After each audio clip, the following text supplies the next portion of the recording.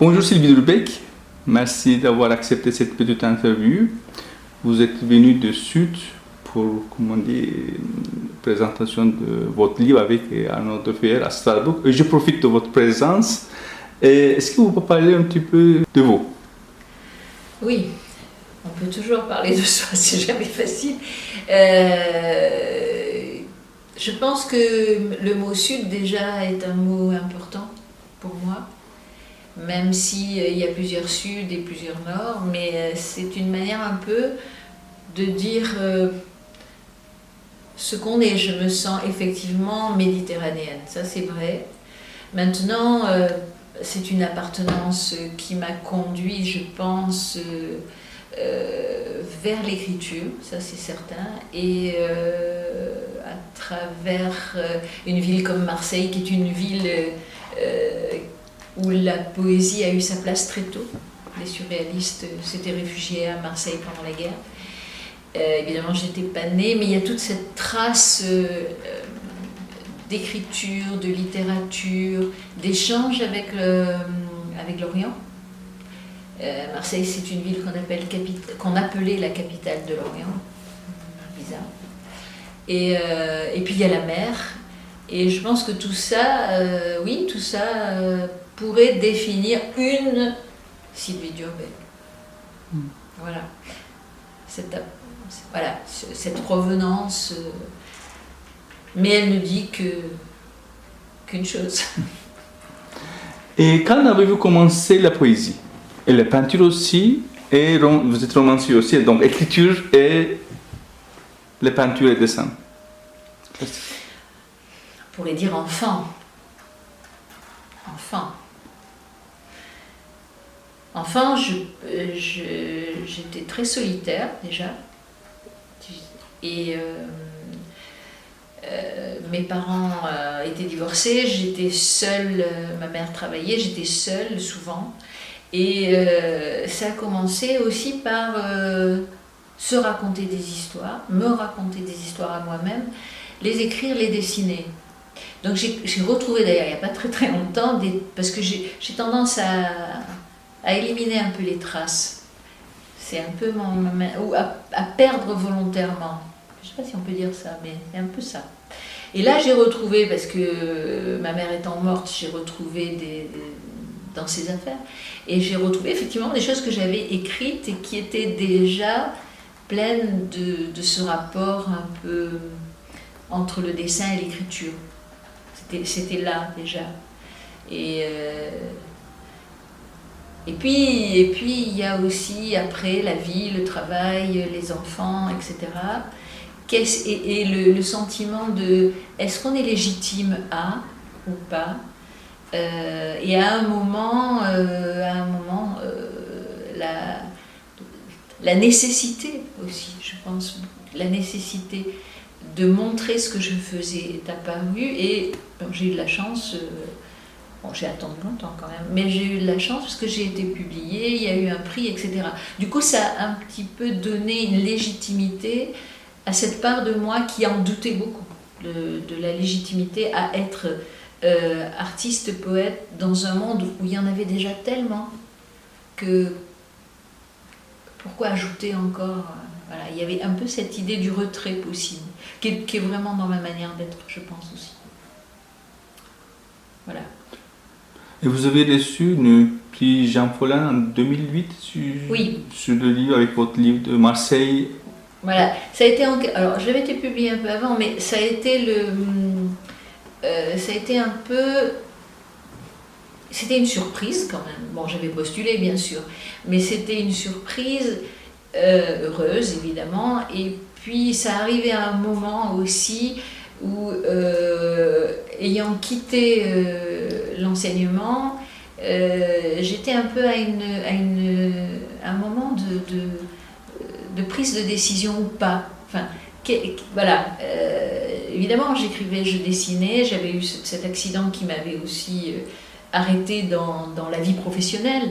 Et du coup, le rapport au temps a changé. Et la main qui dessine et la main qui écrit, elles se sont retrouvées en quelque sorte. Et pour moi, c'est vraiment le le papier et la main qui sont le chemin d'écriture et de dessin. C'est complètement lié. Dans quelque chose de relativement simple, physique, et en même temps, évidemment, pas que physique. Donc il y a deux portes de cette question-là. Une, comme on dit, c'est, comme vous avez dit, c'est l'enfant, comme tout le monde, c'est à un moment donné. Absolument. Mais il y a une deuxième qui est encore plus importante, la conscience. Oui. De devenir. J'aimerais bien écrire, j'aimerais bien dessiner ou peindre. Est-ce que vous pouvez parler un petit peu de votre accident en fait, comment ça a influencé votre vie? Oui, alors en fait, souterrainement, je dirais, dans ma vie d'adulte, professeur, mère, de fils, c'est peut-être un élément aussi important, je pense. Il y avait toujours une vie secrète qui était la vie secrète parmi les autres vies de ce chemin d'écriture et de dessin qui m'importait, mais à qui je ne donnais pas de visibilité en quelque sorte. L'accident a interrompu une manière de vivre et m'a remis en face d'un certain nombre de choix qu'il était possible de faire. Et mon fils, le dernier, le plus jeune, a travaillé dans l'édition, comme sur les machines, enfin voilà, et c'était une expérience pour lui extrêmement forte, et puis pour moi très étonnante qu'il ait choisi ça. C'était comme, pas un signe, mais c'était... Voilà, évidemment, il a vécu entouré de livres, mais c'était pas forcément un lecteur. Et tout d'un coup, il y avait le livre qui apparaissait. Et avec le livre et l'édition et l'imprimerie, il a apporté énormément de papier à la maison. Et c'est ce que je disais entre ce lien qui, moi, est très fort, physiquement, le papier, l'encre, la main. On peut faire avec ça, on peut écrire, on peut dessiner et on peut faire naître quelque chose. Et là, on est évidemment dans un processus de création, qu'on garde pour soi ou pas. Mais en tout cas, le chemin, il est là et ça a continué, ça a continué comme ça, et parallèlement, je dirais, en quelque sorte. Voilà. Et je ne sais pas qu'est-ce que... Cet accident doit être vraiment très important pour pouvoir prendre des décisions. Oui, je pense. C'était quoi, un accident de trafic? C'était un accident de voiture qui m'a immobilisée. Donc, et j'étais quelqu'un d'hyperactif, professionnellement, maternellement, parce que c'est bon, s'occuper de fils, d'enfants, c'est aussi parallèlement au travail professionnel, bon, c'est une activité importante, plus les engagements successifs dans des associations, pour la poésie, pour beaucoup de choses. Et tout d'un coup, la place de la poésie que j'avais, évidemment, moi, et que je lisais, j'écoutais, est devenu quelque chose d'extrêmement important. Et on a d'ailleurs créé une association qui s'appelait la Petite Librairie des Champs et qui était en fait, pendant 10 ans, cette association a vécu et c'était des rencontres poètes, éditeurs, lecteurs qu'on a organisées chez nous. Et il est venu des tas de poètes qu'on contactait, voilà. Et la poésie est rentrée dans la maison, mais vraiment. Elle est rentrée avec les poètes aussi divers qu'ils soient. Et du coup, j'ai eu moins peur peut-être pas de me dire poète, mais de montrer des livres et d'avoir des livres, les miens, à côté d'autres, sans en avoir honte. Enfin, si on peut dire ça. Parce qu'il y avait toujours il y a toujours d'ailleurs, je pense, en moi, cette idée de la légitimité.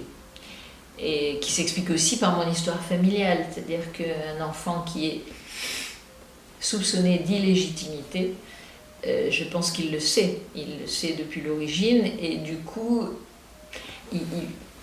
il choisit une voie qui va le légitimiser, enfin le rendre légitime aux yeux d'une société. Donc être professeur, c'est légitime. Je ne sais pas si j'ai répondu à la question. Super, oui. Et quelle a été votre première publication en tant que poète, en tant que romancier, et votre première exposition en tant que plasticien? Alors, oui, alors curieusement, les publications importantes, enfin, il y a eu le prix, mais ça c'est après, il y a d'abord eu des publications de romans chez Fayard. Et ça, je ne vais pas dire que ça m'est tombé dessus, mais presque. Parce que ça a été très simple, très rapide, et ça m'a dépassé un petit peu d'ailleurs. J'ai signé pour 4 livres en fait au départ, et tout d'un coup je me suis retrouvée dans le monde de l'édition parisienne. Ça n'a pas duré très longtemps. Et j'ai eu un cancer juste après, donc ça aussi c'est assez intéressant au niveau de l'angoisse et de ce que ça peut provoquer. Ce genre de réussite qui n'en est pas une, c'est-à-dire il y a des très beaux textes de Malcolm Lowry, qui est un écrivain américain mais qui a écrit aussi de la poésie sur justement le prix du succès. Et effectivement, rentrer dans une maison d'édition comme Fayard, ça pouvait être le signe d'une réussite en tant qu'écrivain. En fait, ça n'a pas été vraiment parce qu'ils n'en ont pas vendu tant que ça, parce que voilà, et que finalement, ce que j'écrivais, alors je dirais pas que c'était forcément mauvais, mais ça correspondait pas au bout du temps, enfin, j'en sais rien. Mais je les ai quand même écrits, ces livres. Ils ont été publiés, ils existent, ils sont toujours d'ailleurs vendus de temps en temps. Je vois des ventes qui se font. Mais ça m'a appris beaucoup de choses sur le rapport qu'on peut avoir à la visibilité de soi, chose qui ne me plaît pas beaucoup, à l'attente aussi du cercle familial et des amis qui disent « Ah, t'as été publié chez Fayard. » Et puis finalement, à une forme de, pas de déception, mais de... Bon. Et parallèlement, j'écrivais évidemment de la poésie. Il y a eu, je continuais, enfin, il y avait des publications en revue, des choses comme ça aussi. Et puis je ne sais plus qui m'a dit, mais tu devrais envoyer un manuscrit au prix Jean Follin. Je ne sais plus qui me l'a dit d'ailleurs. J'ai envoyé un texte, il a été primé, j'ai été invitée à Caen. Il s'est passé plein de choses autour de ce prix Jean Follin, il a été publié. J'ai eu plusieurs propositions. Bon, j'ai choisi Jacques Raymond. Voilà, je me suis sentie à ma place. Tandis que quand j'allais chez Fayard, où j'étais bien reçue, il n'y a pas de problème, j'avais tendance à presque, comme si on regardait derrière soi, pour se dire, c'est pas vraiment moi ça. Je vais pas entrer, je trouve pas ma place là. Voilà. Bon. Tandis que la poésie, je m'y sens. Je sais que c'est dans ce monde-là que je suis, si l'on peut dire, que je suis dans ce rapport de la main et de l'écriture. Pas dans le roman que j'ai essayé, ça m'a pas déplu, mais c'est pas mon univers. Mais dans la prose, oui, ça peut être mon univers. Mais pas le roman, la narration de fiction. Voilà. Et vous avez écrit des nouveaux romans? Vous continuez à écrire des romans aussi ou... Non, ça c'est terminé. Par contre, dans Marseille, Éclat et Quartier, qui va être réédité d'ailleurs pour le marché de la poésie, plus de 10 ans après. Mais c'est de la poésie, c'est pas un roman. Non, c'est de la poésie, c'est le prix Jean Follin. Oui, c'est ça, voilà.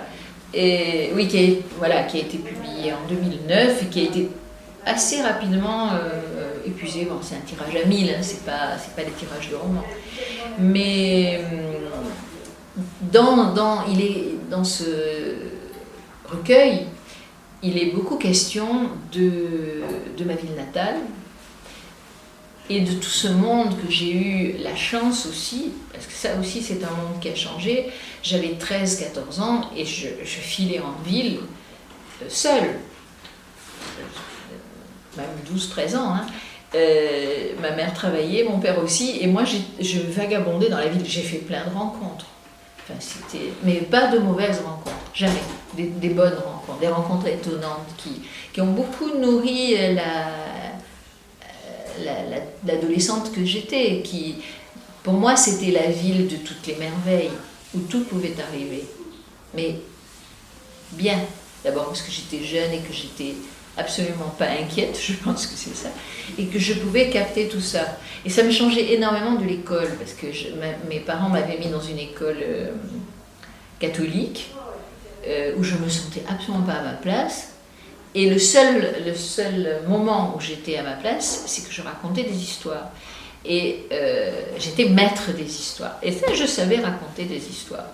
Donc raconter des histoires, c'est quand même Scheherazade, c'est quand même l'Odyssée, c'est quand même tous les grands textes de fondation qu'on a dans la tête, Gilgamesh, etc. Et ça m'a toujours beaucoup plu.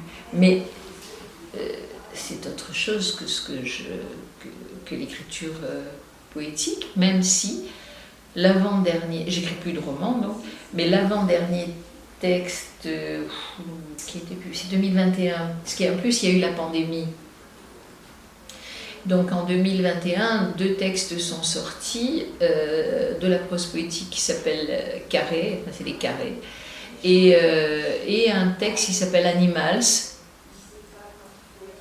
qui est avec un S entre parenthèses, et qui est une longue série de textes sur 7 animaux qui traversent le temps et qui ont été des humains avant. Et donc il y a le chevreuil de la réconciliation, il y a un cerf, il y a une renarde rusée, il y a un loup qui est un personnage très important parce que c'est un enfant lecteur. Enfin, voilà. Donc ça j'écris encore, mais c'est pas de la fiction, ça raconte un peu, mais c'est pas un roman. Ça peut se lire, il y a une continuité, mais c'est pas la continuité narrative du roman. C'est comme une conte ou comme un essai en fait? Ou les deux, contes pour les adultes? Oui, c'est ça, c'est un conte. Mais j'aime bien l'écriture de l'essai aussi, de l'essai à ma manière.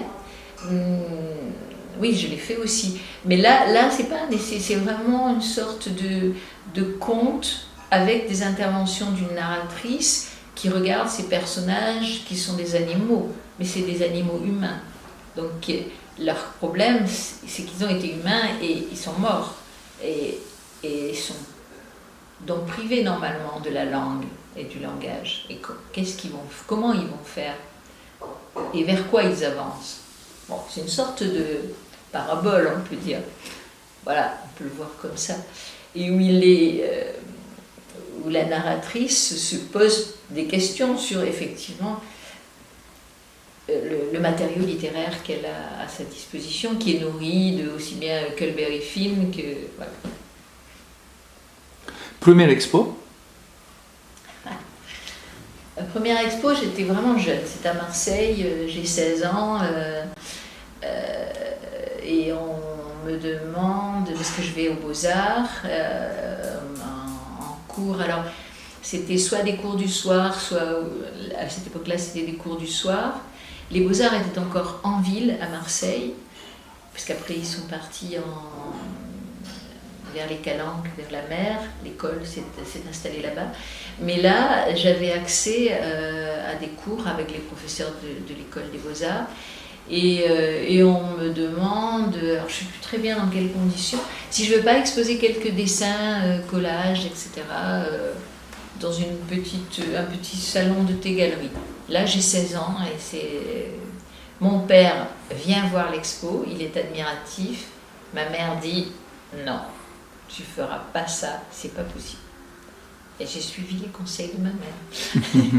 Et après, il faudra attendre bien plus tard pour qu'il y ait, en particulier en 2015, une grande expo dans une très belle médiathèque où là j'ai pu tout envahir avec aussi bien des broderies, des robes, des collages, beaucoup de collages, des livres d'artistes, des choses que je fabrique, voilà. Quels sont les auteurs qui vous ont marqué? Les artistes, les auteurs, les gens? Vivant. Ou non, vivants. Alors, je crois que l'entrée en poésie en tant que lectrice, elle commence avec Sandra Ars. Ça a été vraiment, je ne sais pas quel âge j'ai. Je me déplaçais très librement en ville et elle existe toujours, une magnifique librairie qui s'appelait La Touriale à Marseille. Et là, j'ai découvert la poésie vraiment. Il n'y en avait pas chez nous. Il y avait des livres, mais il n'y avait pas vraiment de poésie. Donc ça a été d'abord Sandra Ars. Alors là, c'était vraiment la prose du transsibérien. Je crois que ça a été vraiment un grand bonheur de lecture. Évidemment, il y avait l'école parallèlement, mais les découvertes ont été surtout des découvertes de liberté. Et un peu plus tard, je ne sais plus quel âge j'ai, à Marseille, il y avait beaucoup d'événements autour de la poésie quand même, beaucoup.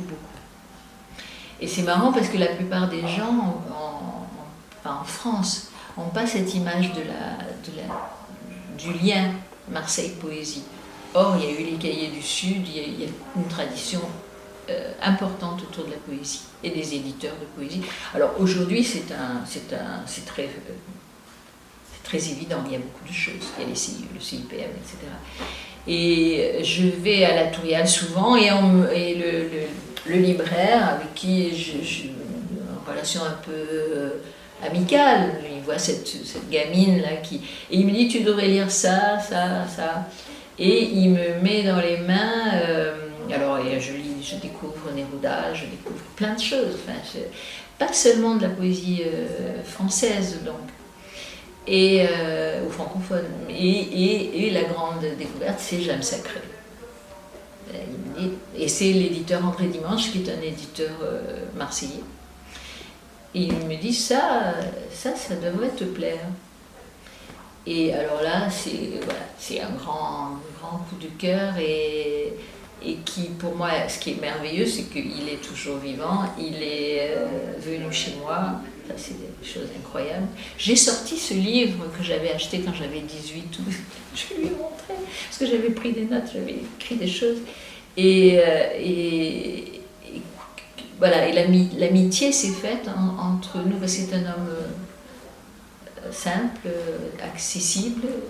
Et alors voilà, après il y a toutes les lectures aussi qui ne sont pas seulement de la poésie et qui vont. Enfin, la poésie évidemment va intervenir tout au long d'une vie, mais au tout début, je crois que les deux autres textes qui m'ont beaucoup marqué, c'est l'Odyssée. Je m'identifie immédiatement à Ulysse, je suis Ulysse. C'est le rôle le plus intéressant. Et puis, il y a aussi le Comte de Monte Cristo, Alexandre Dumas. Et ce côté qu'on a quand on est jeune. Et moi, je ne me sentais pas du tout fille, par exemple. C'est pour ça que je voulais être le Comte de Monte Cristo, je voulais être Ulysse, parce que c'est quand même les personnages à qui il arrive des choses. Pénélope, bon. Voilà. Et puis après, il va y avoir toutes des écrivains évidemment importants dans la poésie comme Jacotet, bien sûr, ou d'autres. Et puis Sebald, par exemple, et la littérature germanique. On parlait de Peter Handke, qui est aussi un poète d'ailleurs. En tant que plasticien? En tant que plasticien, alors évidemment j'ai toujours beaucoup. Mon père m'a offert un livre. Alors mon père, il était carrossier. Enfin, il n'était pas carrossier lui-même, il vendait de la peinture pour les voitures. Et donc ce lien à la peinture, bizarrement, il il était en quelque sorte posé par le père qui de temps en temps laissait j'en ai encore d'ailleurs, des bidons de peinture, mais de peinture pour la tôle, hein, enfin pour les voitures, quoi. C'est des peintures, c'est des lacs. Enfin, Et il m'a offert un livre sur la peinture qui était un livre en allemand. C'est quand même étrange, je ne sais pas pourquoi, je ne pourrais jamais le lui demander. Et dans laquelle le peintre que j'ai tout de suite le plus aimé, je devais avoir 13 ans, 13-14 ans, c'est Soutine. Ah, là, ça c'est la peinture que j'aime.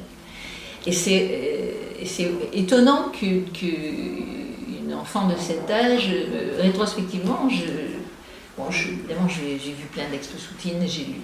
Et Monticelli qui est un peintre marseillais, qui a inspiré Van Gogh, que Van Gogh a beaucoup admiré. Ça, c'est les deux éléments moteurs. Après, il va y en avoir plein d'autres forcément.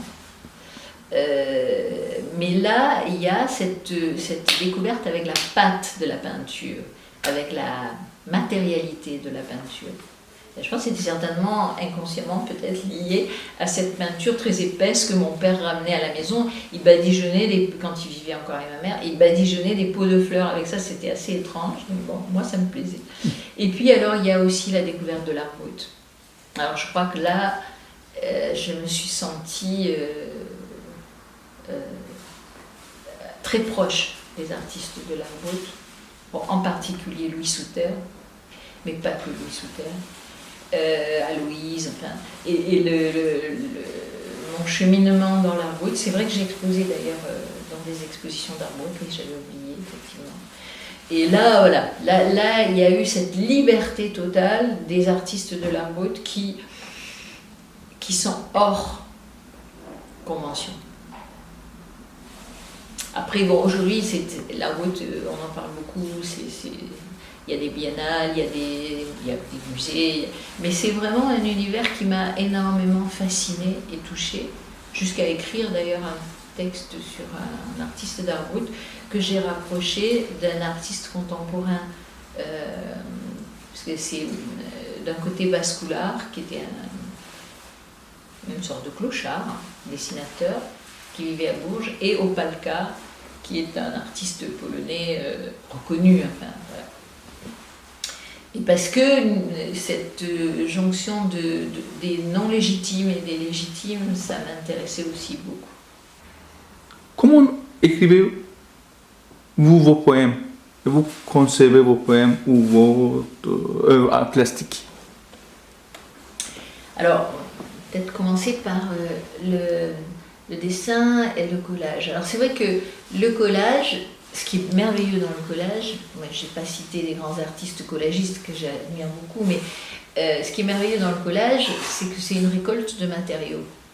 Tu collectes d'abord, tu arraches des affiches, tu collectes des petits bouts, d'un coup tu vois quelque chose par terre, tu dis ah je vais le ramasser. Alors pendant la pandémie c'était compliqué parce que on était dans une période très hygiéniste, donc c'est l'assemblage avec le collage qui va faire que tu as j'ai des classeurs entiers, des cartons entiers de bouts de papier. Donc ça c'est tout d'un coup l'assemblage sur la page, tu disposes, et ça j'aime énormément. Tu disposes, tu colles, et puis tout d'un coup tu vois.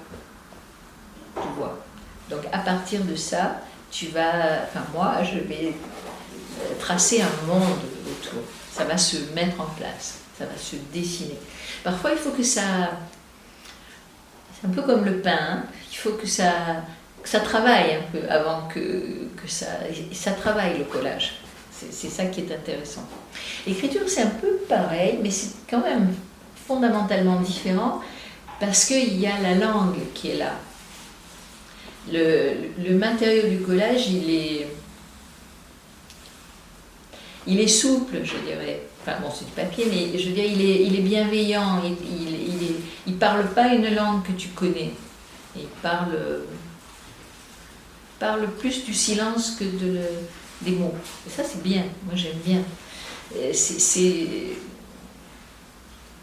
plus libre pour moi, parce qu'il m'impose, les papiers là ne m'imposent rien jusqu'à ce que quelque chose se passe. Quelquefois, il ne se passe rien. Le poème aussi, quelquefois il se passe, quelquefois il ne se passe rien. Mais le moteur est complètement différent. Enfin, pas le moteur, mais ce qui va mettre en route le poème, c'est souvent, pour moi, des mots qui ont été dits d'une manière que j'ai entendue d'une autre façon. Ou, par exemple, des histoires de lettres qui manquent à un nom, qu'on rajoute, et qui font que le nom change.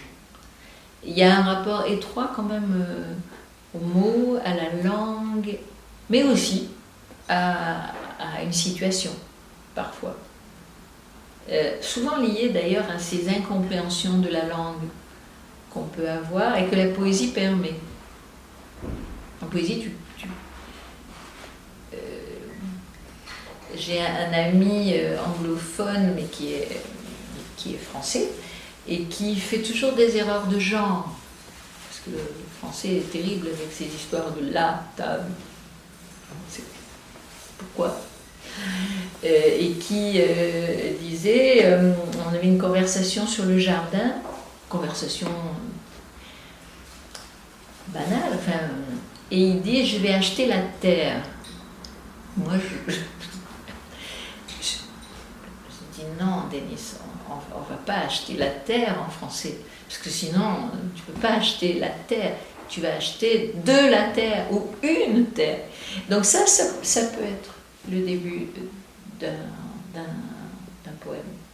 Ça peut être quelque chose, voilà, qui fait démarrer une réflexion sur comment on l'apprend, cette langue. On l'apprend ou on l'apprend.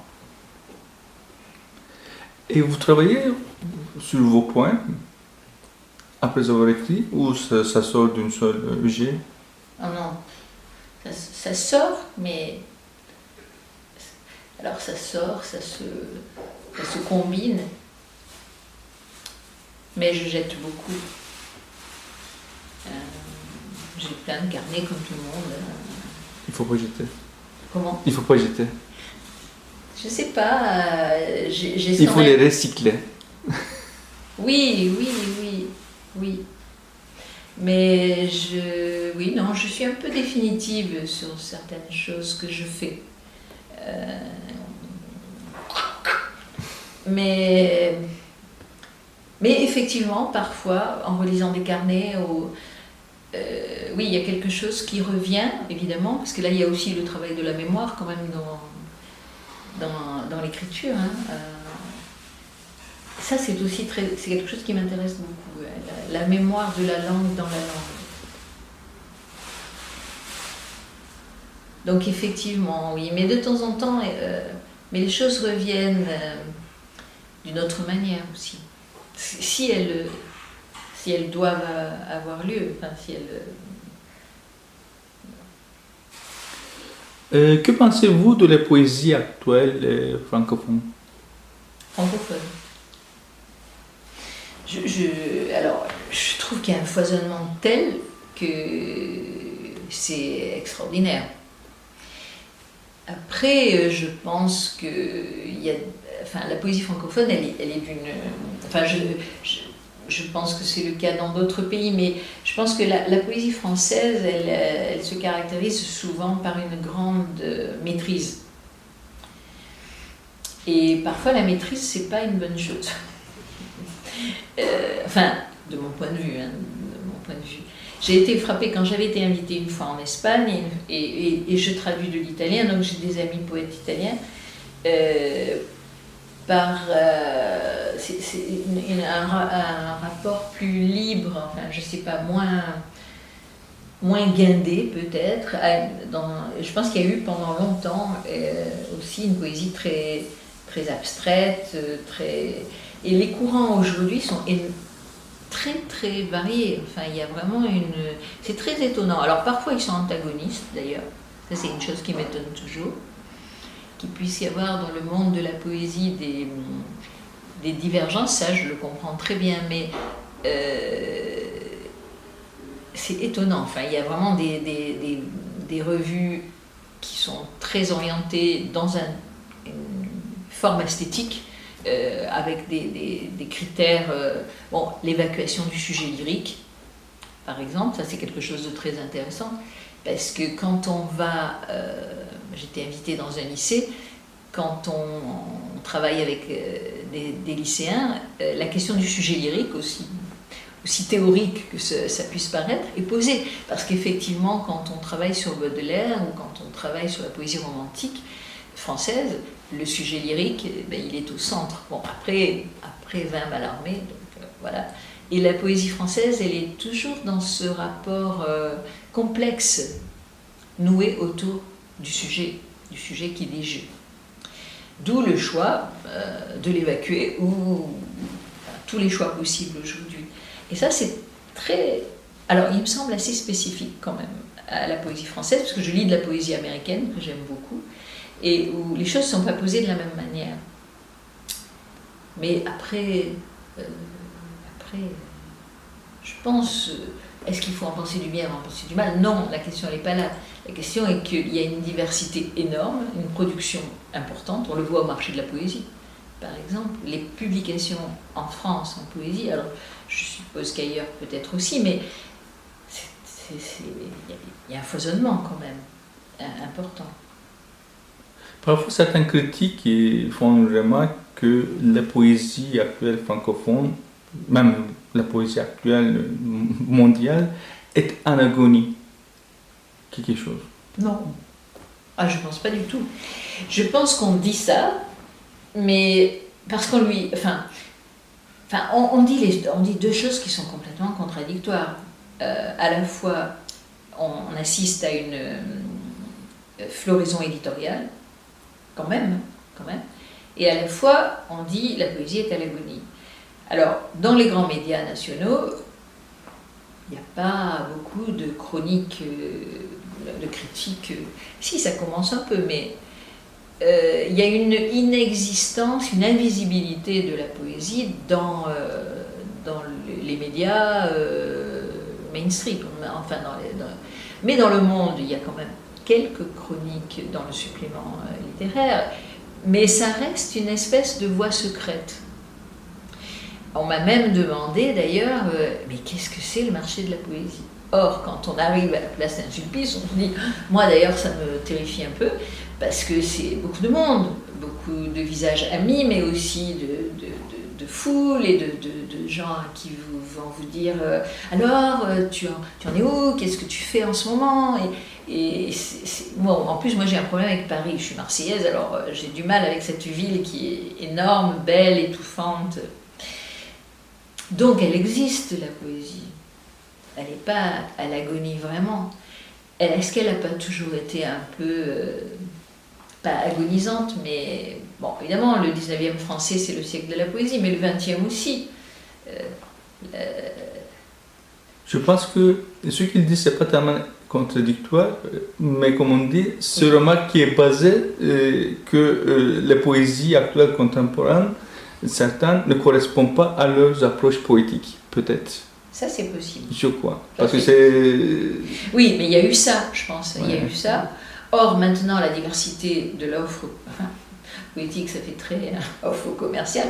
Mais quand on compare... alors, je n'ai pas cité de nom, parce que c'est toujours un peu désagréable, mais dans la poésie francophone, alors d'abord francophone, c'est-à-dire qu'il y a quand même le Canada, les pays africains, etc. La francophonie, elle est vaste. Il y a la Suisse, qui est un réservoir magnifique de littérature et de poésie, qui me tiennent à cœur. Mais c'est sûr qu'entre les poètes performeurs, par exemple, qu'on a aujourd'hui, avec beaucoup de femmes d'ailleurs, et une poésie qui est beaucoup plus intérieure, bon, il y a une diversité énorme. Mais c'est au lecteur de trouver son chemin et de faire d'aller vers. Alors, il y a quand même des choses étonnantes dans le rapport à la poésie, parce que, par exemple, un journal comme La Croix, qui est il y a le quotidien et l'hebdomadaire. Dans l'hebdomadaire, toutes les semaines, il y a un poème. Bon, est-ce que les gens le lisent? Quel est le critère de choix? Enfin, c'est des poèmes qui parlent souvent de choses proches, proches des gens. est-ce que... Moi, quand j'étais prof, il y avait un monsieur qui s'occupait de l'entretien, qui faisait le jardin, des choses comme ça, et qui a un jour sorti son portefeuille et qui a montré à mes élèves absolument médusés plein de poèmes qu'il recopiait, des poèmes... il y avait Aragon, Sandras, des poètes du XXe essentiellement. Bon, ce qui est un peu normal. Donc je ne suis pas sûre que la poésie ait à être plus présente, moins présente. Je ne sais pas. Je pense qu'elle existe.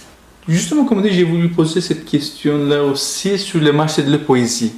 C'est comme on dit, vos impressions, je crois que vous aviez participé plusieurs fois. Oui. Donc si vous pouvez me parler un petit peu de ça. Oui, alors, comment dire, c'est un moment déjà dans l'année. Alors, il y a eu effectivement avec la pandémie une interruption. Et il y a eu ce marché qui a eu lieu en octobre, je crois, c'était en octobre. Et c'était assez surprenant parce que d'abord, je dirais que le marché de la poésie, c'est un repère temporel pour moi. C'est ce mois de juin où il va y avoir le marché de la poésie.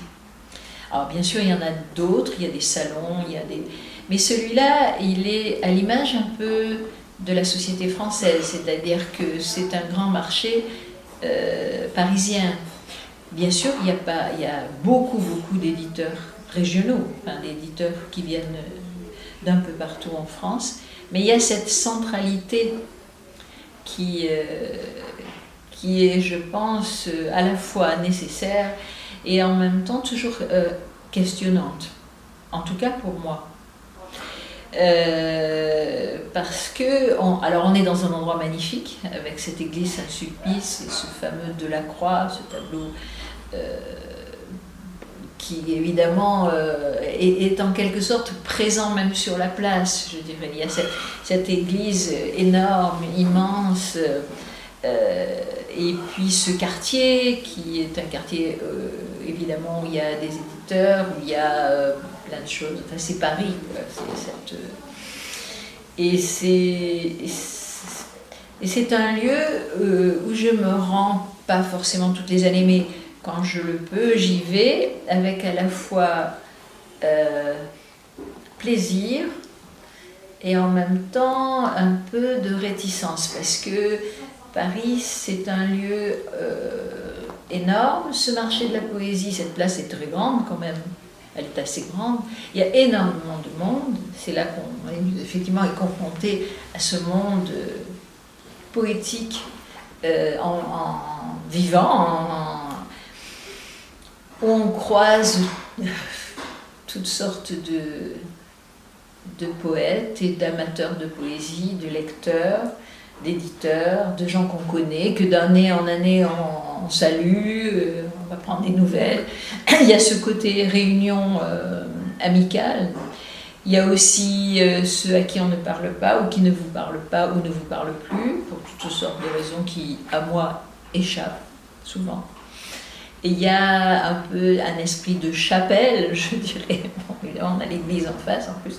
Il y a quand même des lieux, il y a des éditeurs qui ne se parlent pas, il y a des inimitiés souterraines, et il y a en même temps des amitiés réelles, enfin, des compagnonnages, parce que je pense que c'est plus cet aspect-là qui est positif et qui fait du bien de retrouver les amis. Et puis alors, il y a quelque chose qui, moi, me touche, c'est le temps qui passe.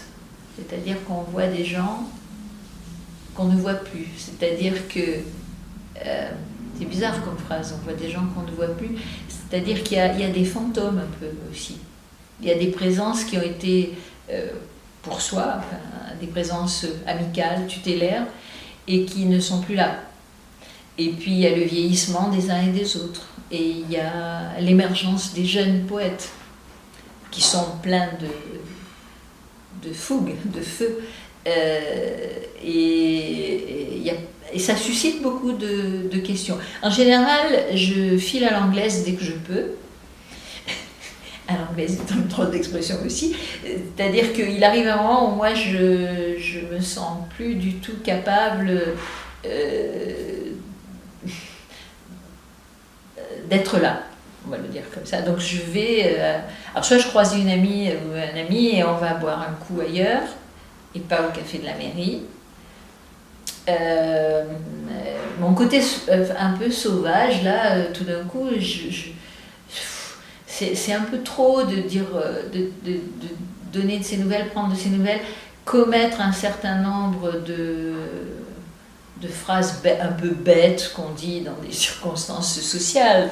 Enfin, le côté social, le côté mondain, parfois, moi, me pèse. Alors évidemment, il y a de très bons amis, de très bonnes retrouvailles aussi, qui sont « Ah, mais voilà, tu es là, je ne t'avais pas vu depuis longtemps ». Mais il y a aussi un côté pour moi un peu étouffant. Donc j'ai tendance à prendre la tangente quand je peux. Et en même temps, il y a une attraction, une attractivité de ce lieu bourdonnant, là, de ce lieu ruche, avec des gens qui passent autour et parce qu'il y a des marchés à la céramique, il y a des marchés. Cette place, elle est vouée à ce type de manifestation.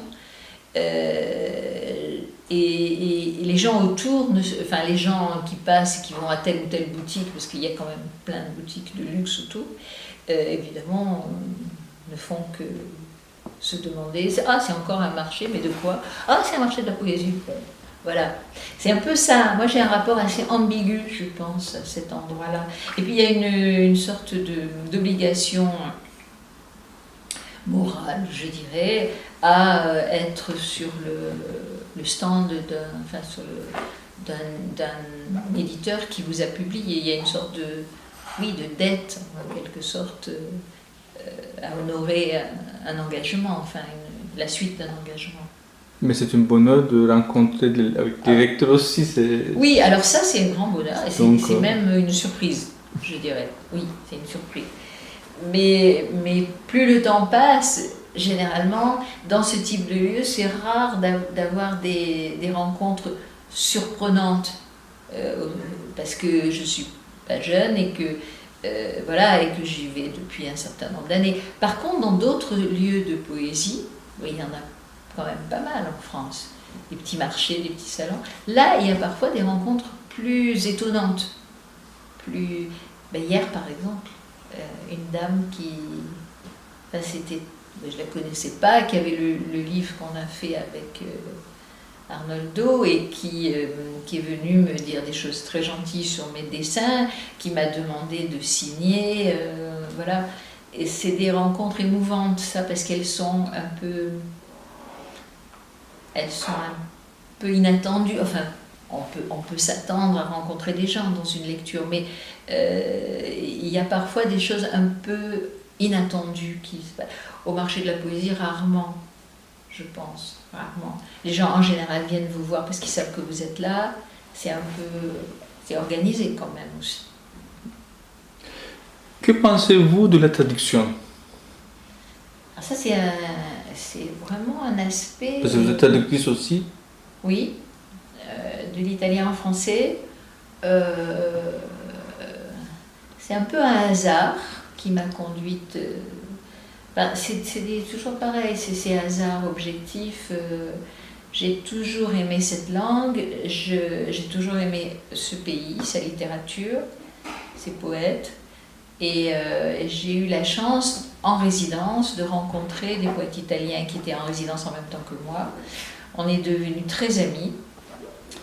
Parce que Marco Ercolani et Lucetta Frisa, qui sont des Génois, et c'est vrai aussi que c'est la découverte, enfin je le savais déjà, mais l'Italie n'est pas un pays centralisé, n'a pas du tout la même histoire que la France, et les régions ont, un peu comme en Espagne, une forme d'autonomie, ou d'ailleurs en Allemagne aussi, c'est un peu...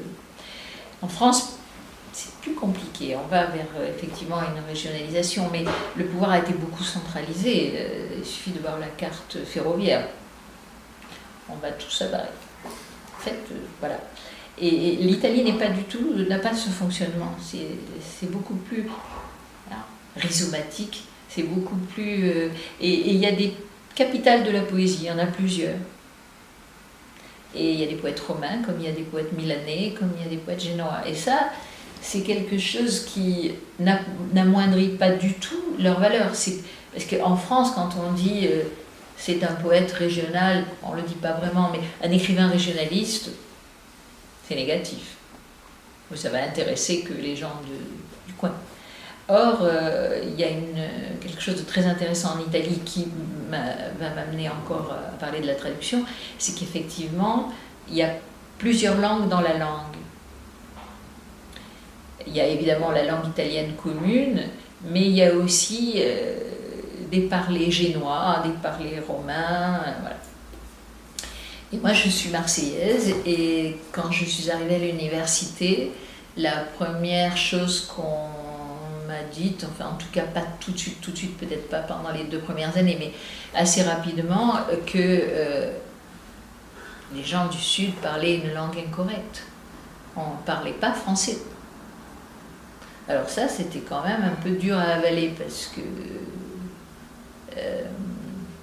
tout d'un coup, je découvrais que la langue maternelle, la langue de ma mère, était une langue fautive, et que nous employions des expressions, que nous prononcions les mots d'une manière qui n'était pas correcte.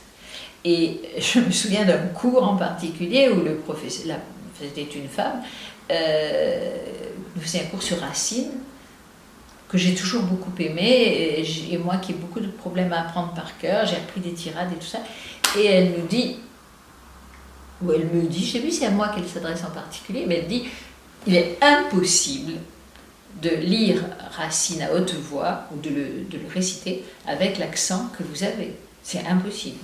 Il faut corriger tout ça, il faut arrêter de dire jeune, par exemple. Du coup, on revient à la traduction, c'est-à-dire tout d'un coup l'impression d'avoir au moins 2 langues dans la bouche. Laquelle est la bonne? Est-ce qu'il faut se plier à l'académisme ou revendiquer son accent, ça? Et la traduction ouvre en fait une porte dans la langue source, évidemment l'italien pour moi, et arriver alors en plus c'est une langue, l'italien c'est une langue très proche, alors, du français, mais surtout du parler méditerranéen dans la région, on va dire provençalo-occitane. Donc, par la syntaxe, par ces erreurs de syntaxe qu'on me reprochait, qu'on reproche aux gens du Sud, je retrouvais une légitimité aussi, c'est-à-dire qu'on revient sur le problème de la légitimité, c'est-à-dire que nous étions voisins de langue, et pourtant c'était une langue étrangère, c'est-à-dire que je ne suis pas bilingue par exemple, je peux parler italien mais je ne suis pas bilingue. Et la traduction, c'était aussi l'idée du passeur, mais c'était aussi écrire, parce que du coup tu as des... la langue de l'autre te pose un certain nombre de questions et de problèmes. Et comment tu peux les résoudre dans ta langue qui a sa spécificité et que je trouve très souvent rigide, moi. Et je la trouve, elle me sert un peu, j'ai envie de la bousculer, et je pense que c'est le travail du poète aussi d'interroger la langue.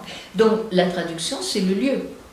C'est un des lieux aussi de la réflexion sur 2 langues, en l'occurrence voisines, parentes, mais qui sont quand même très différentes. Et en plus, j'ai traduit des gens, des poètes, avec qui j'avais une amitié. Donc ça aussi c'est important. J'ai traduit des gens que je ne connaissais pas et que je ne connaîtrai jamais. Enfin, mais il y a aussi cette envie de faire connaître à l'autre, celui qui ne connaît pas cette langue, des textes qui t'ont énormément touché et que tu... Et voilà, donc la traduction, elle est là comme un passage, enfin la possibilité de passer, en sachant bien que chaque traduction n'est qu'une version du texte d'origine. Enfin, je pense profondément que l'idée de version, c'est une idée importante. Il n'y a pas une traduction. Il y en a plusieurs dans le roman, beaucoup de cas dans l'histoire littéraire. Et j'aimerais bien, avant la dernière question, les relations entre le côté plastique et la poésie, interaction chez vous. Est-ce qu'il y en a ou sont séparés?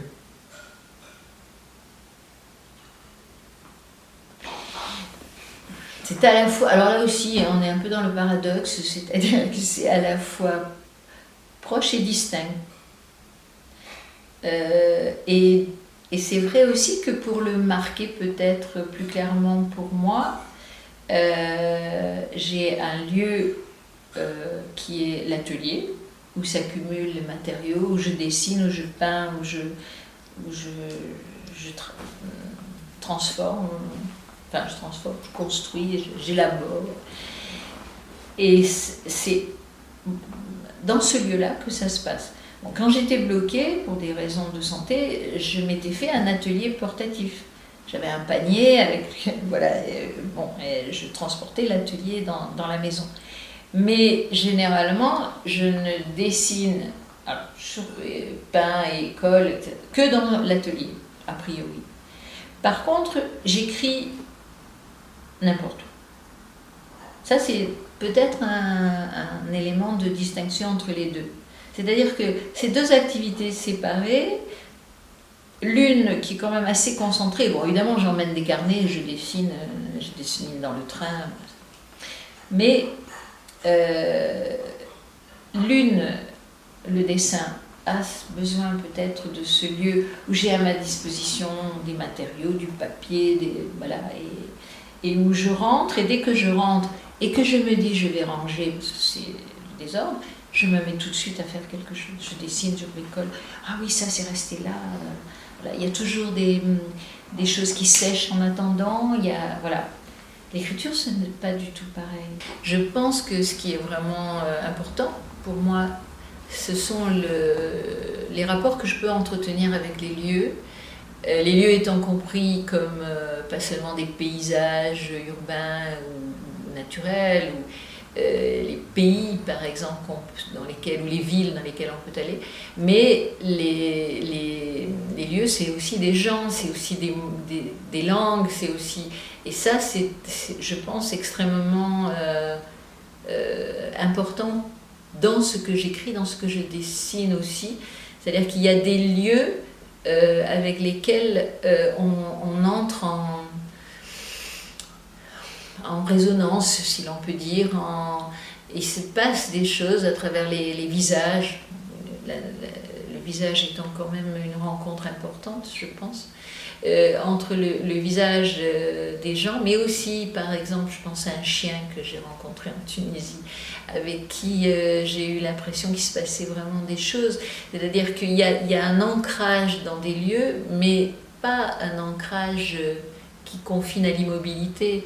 C'est un ancrage qui va nourrir une rêverie. Et la rêverie, pour moi, elle est forcément liée à ce que peut entraîner comme image des lieux, des rencontres. Et ça me paraît être au centre vraiment de ce que j'écris. Mais est-ce qu'il y a une influence, inspiration entre les deux? Je ne sais pas. Par exemple, avec les photographies que j'ai faites, il y a une liaison directe déjà. Les deux, en plus, comme dit, ça continue à l'infini. Moi, je crois. Je pense que pas chez moi. Deux choses différentes, en fait. Oui, je pense. Je pense. Et d'ailleurs, l'illustration avec ce livre, La cabane à pattes de poule, c'est vraiment un exemple de... Mais c'était pas votre poésie déjà? Non, c'est pas ma poésie, mais... Et du côté, comme on dit en ordofeuillère, comme on dit, c'est le contraire. C'était inspirant de... Oui, oui. Par contre, alors un peu à l'inverse de ce que je viens de dire d'ailleurs, mais justement, je fais beaucoup de livres d'artistes, alors soit avec quelqu'un, mais aussi avec moi. C'est-à-dire que je dessine et je mets très souvent des mots ou des petites expressions, attention à la sortie, ou des choses qui sont souvent des phrases sorties de exit, ou je ne sais pas, que j'ai vu sur... ou vers une direction, etc. Et là, j'utilise des mots, mais ce n'est pas des poèmes. Enfin, pour moi, ce n'est pas des poèmes. Là, par contre, je crois que le lien, il est... voilà. C'est-à-dire, je les écris à la plume ou au feutre avec lequel je dessine. Donc, il y a un lien physique. Oui, mais c'est plutôt décoratif, en fait. Alors, plutôt comme du plastique aussi, d'ailleurs. C'est comme du je ne sais pas. C'est des mots qui vont avec le dessin. Quelquefois, ils sont écrits tout seuls. Quelquefois, ils sont écrits après. Ils sont écrits pendant. Tandis que les poèmes, c'est jamais comme ça. Jamais, jamais, jamais. Ouais.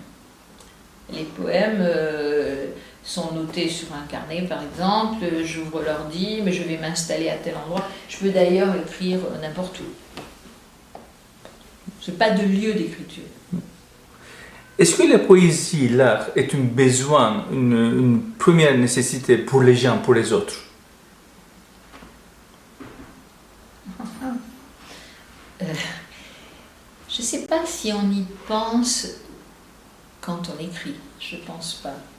Je pense qu'on écrit parce qu'il y a une nécessité de l'écrire, ce texte. Pour nous, oui, mais pour les autres, c'est pour les... Alors après, pour les autres, je pense que c'est ensuite. C'est-à-dire qu'une fois que le texte est écrit, qu'il a pris à peu près sa forme ou qu'il va la prendre, il y a peut-être une interrogation par rapport à ça. Parce que de toute façon, il est écrit pour. Il n'est pas écrit pour soi, sinon c'est un journal intime. Et on le laisse, ou toutes les notes qu'on peut prendre dans une vie, sur des carnets, sur des conversations qu'on entend dans le train, sur une femme qui a fait tel geste ou qui avait mis ses mains d'une telle manière.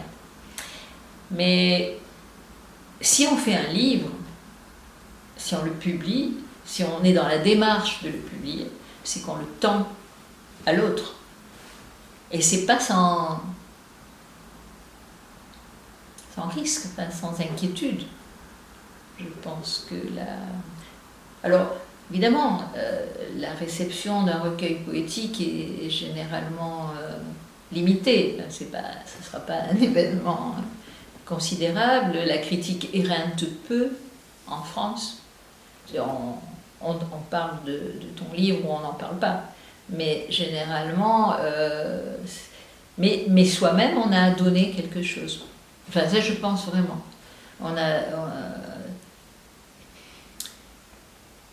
En tout cas, on a ouvert à l'autre une porte vers soi et vers lui. Il y a une espèce d'échange qui se fera, ou pas. Mais il y a toujours cette idée-là. Sans le livre, le lecteur, c'est le lecteur qui va faire lire le livre. Sans le livre, il n'y aura pas de partage. Et sans lecteur non plus. Enfin, je veux dire, c'est une aventure au moins à trois, puisqu'il faut que le livre passe par les mains d'un éditeur ou de quelqu'un qui va le fabriquer et le donner. Parce que c'est pas la même chose, hein, on le sait tous. Quand le texte devient un livre, il ne t'appartient plus. Il est donné. Tu peux pas... Enfin, si, certains l'ont fait, mais tu peux souffrir des fois en te disant « Ah, j'aurais pas dû écrire ça » ou « J'aimerais pas que ce livre existe ». Certains auteurs disent « Ah non, ce livre, je l'enlève, je ne voudrais pas qu'il ait existé, etc. » Donc il y a bien toujours le fait de publier en français, c'est le rendre public. Tu le donnes. Est-ce qu'on peut vivre sans poésie, sans être auteur, en tant que lecteur, en tant que personne ordinaire, sans art? Non, enfin, si, puisque plein de gens vivent comme ça. Mais peut-être aussi que la notion d'art, elle est différente selon les circonstances. Je pense qu'il y a des gens... Le monde dans lequel on est un monde assez terrible de ce point de vue-là, parce qu'il banalise tout. Tout est mis sur le même plan. Donc, je ne sais pas comment... Mais il existe, par exemple, ces lieux magiques que sont les musées et les bibliothèques, qui sont quand même un trésor incroyable qui est à notre disposition et à la disposition de tous. Enfin, on ne te demande pas d'avoir passé des examens pour entrer dans ces lieux. Et ça, c'est très important. Alors, là aussi, je ne sais pas comment interpréter, par exemple, la présence de nombreuses personnes dans un musée. Est-ce que c'est parce que c'est une expo importante? Bon. Mais l'art, pour moi, évidemment, il est capital. Enfin, il me semble que ma vie s'est orientée, a été orientée, je ne sais pas comment. Mais je pense que quelqu'un qui vivrait loin du monde des livres, du monde de la peinture, peut quand même rencontrer l'art dans la rencontre avec la beauté et la nature est un lieu qui parle. Donc je pense que pour moi la vie sans l'art est impossible. J'ai essayé de transmettre ça à mes enfants et petits-enfants. Je vois combien avoir amené un enfant tôt dans un musée par exemple, ou lui avoir donné des livres pour raconter des histoires, va quand même lui rendre l'approche plus facile. Mais je pense que c'est pas donné, je pense pas que ce soit si simple d'aller vers l'art quand on en a été loin, éloigné. Alors, mais c'est possible quand même. Et c'est un peu un mystère, ça aussi. C'est des choses qui interrogent beaucoup. Et justement, l'art brut est une forme pas de réponse, mais ça alimente cette question, parce que c'est des gens qui ont trouvé l'art dans leur propre solitude, souvent, souffrance aussi. Et ils ont trouvé des chemins, et ils les ont finalement, sans le vouloir forcément, transmis aussi. Et ça, c'est des choses importantes. Moi, je ne crois pas qu'on puisse vivre vraiment sans l'art, sous quelque forme que ce soit, parce qu'il est énorme aussi. Merci beaucoup, Sylvie Dubek. Merci, Réa. Alors, je vais lire un extrait d'un livre qui justement renvoie à cette nécessité du lieu, de l'écriture, qui a été écrit en résidence dans le Berry. J'étais invitée en 2009. Et je pourrais citer d'ailleurs une petite phrase de Derrida qui pourrait aller avec ce rapport au lieu. Derrida dit toujours se placer au-delà de son lieu de naissance. Alors ça, c'est quelque chose qui m'a beaucoup poursuivi, c'est-à-dire se porter au-delà. Et qu'est-ce que ça peut vouloir dire, se porter au-delà de son lieu de naissance?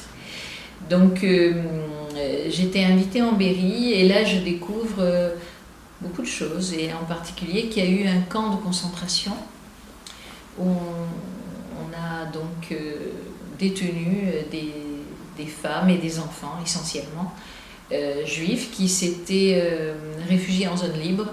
Et évidemment, en 1943, la zone libre est occupée et ils se retrouvent pris dans un piège.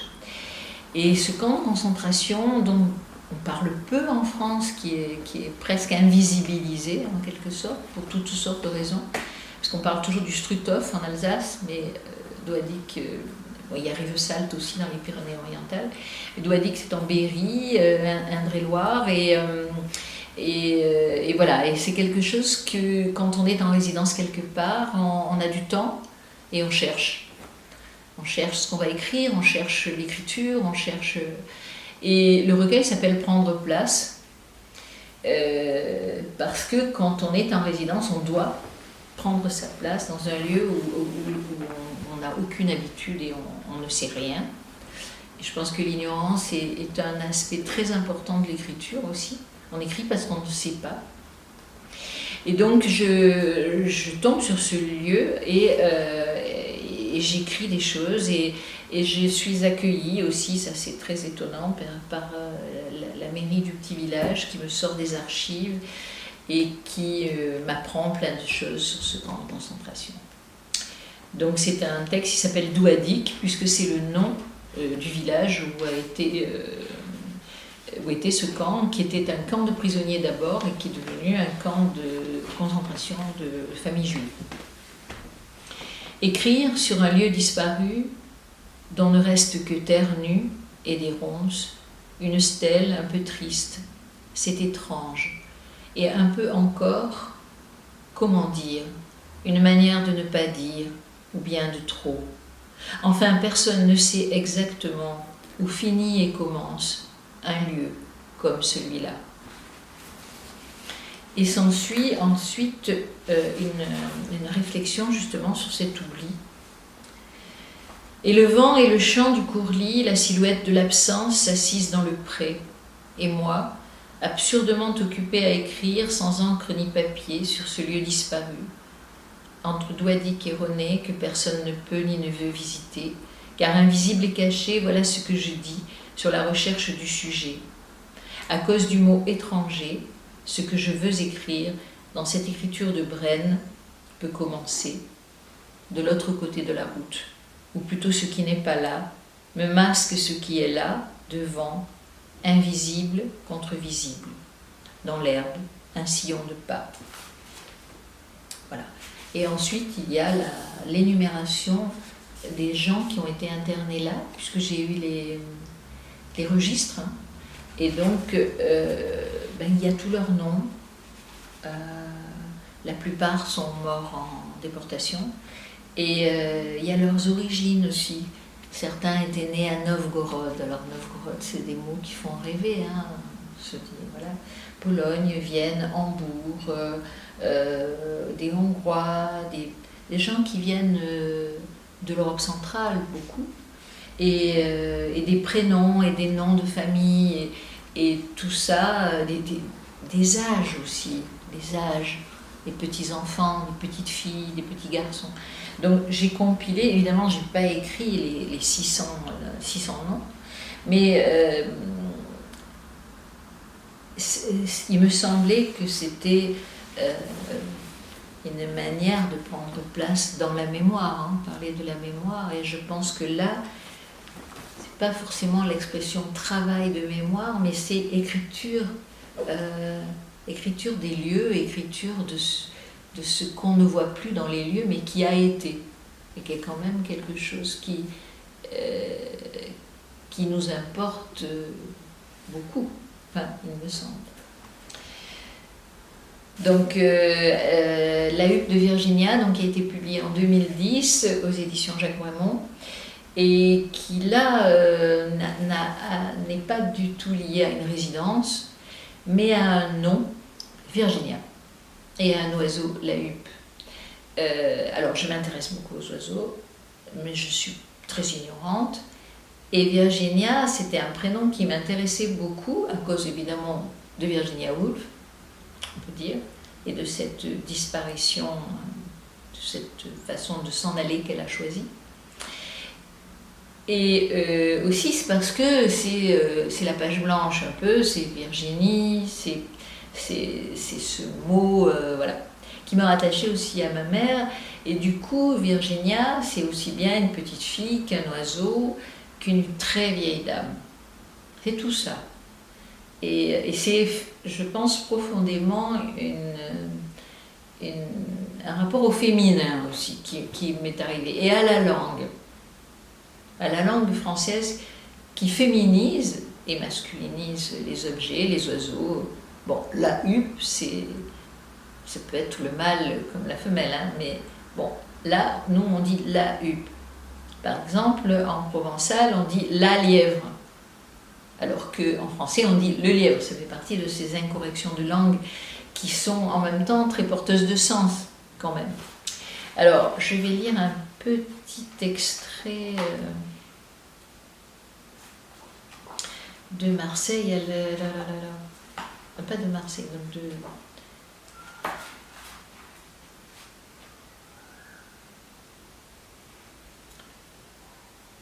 Voilà, ça s'appelle Essoufflement de Virginia. Donc, le lecteur peut se demander qui est cette Virginia. Hein, le texte peut-être le lui dira. C'est quand elle reprend à voix soufflée à cause du vent, courir dans la vague quand tu es enfant. Toujours la même course si les jambes, les genoux.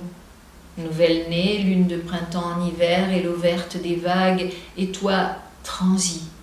Et la joie, ou autre chose, froid, ce sentiment d'être neuf, mais la rime avec veuf, déjà ou sauf.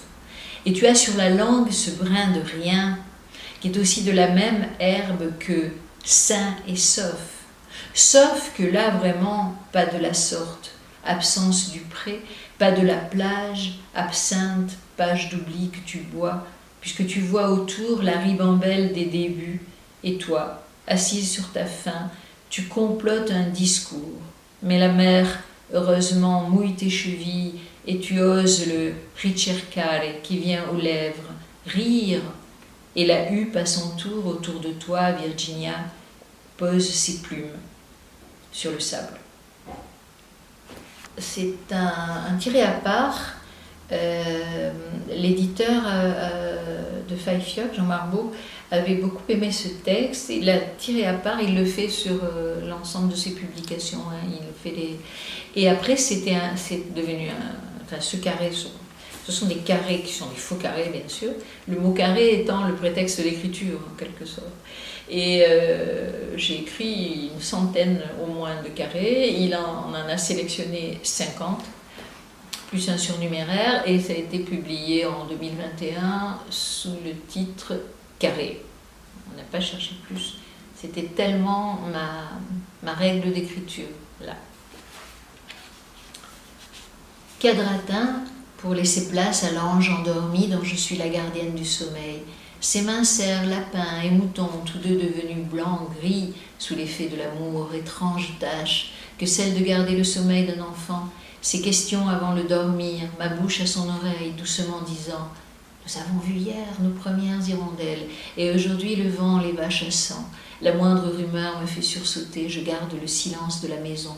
Le bourdonnement d'une mouche contre la vitre, le grattage du chien, le tic-tac du métronome de la pendule, bruit minuscule que mon propre silence amplifie jusqu'à les rendre assourdissants. La maison brille, ai-je envie d'écrire, tant nous nous retenons tous au quadratin de la tranquillité, à mi-ombre le rideau de toile doucement tremble à peine, une paix qui rejette au loin les guerres, et l'enfant demandant son lit à murmurer « C'est le presque été », lui qui pour l'heure a été si peu de temps, et la mort nous la tenons bien loin de nous, avons compté sur le seuil 4 fruits de magnolia, et ramassé quantité de feuilles dorées, vertes, brunes, lui expliquant que cette chute anticipait l'arrivée des fleurs odorantes, que nous verrons bientôt sur l'arbre, et les déposant aux marches tièdes de soleil, avons compté encore et recompté les feuilles, comme autant de barques que le vent soulève un peu, comme si prenant appui sur la hanche, on se soulève pour mieux voir arriver dans la baie les embarcations des pêcheurs qui rentrent au port, leurs filets gonflés de 1000 reflets brillants, hier, en chemin, des piles de livres à lire, à écrire, en carré. Un livre qui s'appelle donc Sans patrie.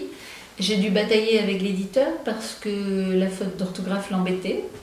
Mais je trouvais... Alors le sans-patrie, c'est devenu vraiment un personnage récurrent dans mes dessins particuliers. Petit personnage nomade, un peu comme le dernier dans les contes, hein, c'est le 3e ou le 7e enfant, celui qui est toujours un peu mal foutu, mal fichu. Et en fait, au départ, sans patrie, donc ça va avec l'idée de la patrie portative, c'est-à-dire l'Ancien Testament que les protestants dans les Cévennes conservaient avec eux et qui était leur seul vrai pays, c'était le pays du livre, de la langue.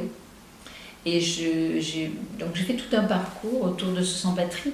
C'était aussi une résidence, ce livre a été écrit pendant une résidence à la Maison de la Poésie de Rennes. Et donc c'était à la fois en résonance avec des choses qui se passaient à Rennes, des interrogations sur la notion de nationalité, de patrie, d'appartenance, et en même temps la joie aussi, qui est quand même dans l'écriture pour moi aussi un élément, tout n'est pas noir. Et c'était la joie d'être accueilli et la joie d'avoir du temps, un jardin pour écrire. Voilà. Donc je vais lire un extrait. La poésie a une maison, la poésie a un jardin. La poésie a des oiseaux qui chantent et sont vivants. La poésie est vivante. La poésie a une cuisine, il y a des poètes maigres. La poésie a un cimetière, il y a des poètes morts. Il y a des poètes voraces. La poésie a un canal. La poésie est une maison, la poésie est un jardin, il y a des décombres. La poésie est une cuisine, la poésie est un canal, il y a beaucoup de mots. Canal, cuisine, cimetière. La poésie est un dictionnaire. À suivre si tu cours vite. Je ne t'entends plus. Parle plus fort ou écris en silence. Comme tu vois la route avec les gros yeux de la nuit. Le cerf, entre 11h et minuit. Alors, ce que je n'ai pas lu, c'est la partie qui est en italique et qui a été écrite par la poète Edith Azam. Parce que je lui ai envoyé ce texte, et elle avait été aussi résidente dans cette maison, et on a écrit un texte à deux, et donc son texte est venu s'écrire avec le mien. Et ça, c'était aussi une expérience... je rêvais beaucoup de ça à un moment quand j'étais plus jeune. Je pensais que la poésie pouvait être... Alors, collective peut-être pas, mais en tout cas partagée. C'est-à-dire j'en rêve toujours, je crois, un peu. C'est-à-dire qu'on puisse, par exemple, lire de la poésie à deux, mais vraiment comme font les musiciens quand ils font du jazz, par exemple, où il y a des impros, voilà, et avec nos textes. Alors, certains le font, qui sont des performeurs, mais c'était une idée d'entrelacer un peu les écritures, pas l'un après l'autre comme on fait évidemment, mais essayer de faire se télescoper un peu les textes dans une sorte de jeu, alors pas forcément improvisé, parce qu'avec les textes, et j'aime bien cette idée de la rencontre.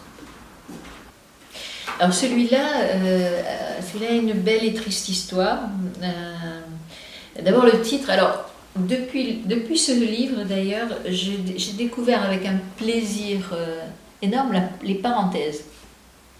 Parce qu'avec les parenthèses, alors évidemment on peut mettre des choses entre parenthèses, comme là, une partie du titre, mais on peut aussi mettre des lettres entre parenthèses. On peut passer de animalerie, par exemple, à ânerie. Ça, j'aime bien. Oui, donc c'est un livre, un petit livre. C'est vraiment ce qu'on appelle un livret. Enfin, en plus, c'est un livre avec un pliage particulier qu'il faut déplier. Et ça a été une rencontre très, très belle et très émouvante avec l'éditeur que j'avais rencontré, Julien Bosque, qui est aussi poète. Et je lui envoie le texte et il me téléphone en Suisse, où j'étais en balade, et il me dit, je prends ce texte, vraiment, et il me dit des choses très, très élogieuses, très gentilles. Et on fait ce livre, qui est un livre extrêmement curieux, même pour moi, dans ce que j'ai écrit. Et malheureusement, il s'est suicidé un peu plus tard. Et ça, c'est aussi une histoire qui marque profondément, après coup, l'écriture du livre. Parce qu'effectivement, un livre, ce qu'on en a fait à un moment, pour celui qui l'a écrit, se transforme aussi au fil du temps. C'est-à-dire, il y a des livres qu'on oublie, il y a des livres dont on est plus proche, et il y a des livres dont l'histoire même de la publication va modifier aussi le rapport qu'on a à ce livre. Du coup, ce livre, j'ai souvent dessiné dessus, enfin, j'ai fait des choses, après sa mort, enfin avant sa mort aussi, mais encore plus après. Donc je vais lire juste le début. Donc le titre est étonnant puisque c'est bien difficile de, entre parenthèses, transformer la jalousie en ballon rond. Voilà, c'est une histoire de mots, une histoire d'humain et une histoire de poésie. Bien difficile. Bien difficile s'asseoir café des miroirs en face de Dino Campana, en espérant que n'entre pas celle que je n'attends pas, grise, mais les yeux ouverts, là où je suis assise, café dell'Ispecchi, à me demander quoi voir ce soir, à part elle, à part moi, dans le noir, bien difficile. Et ensuite y aller d'un bon pas et revenir, en repartir, avec un ballon sous le bras. C'est une maison qui commence son histoire ici. Donc c'est l'histoire d'une maison traversée par la jalousie. Merci beaucoup. Et voilà.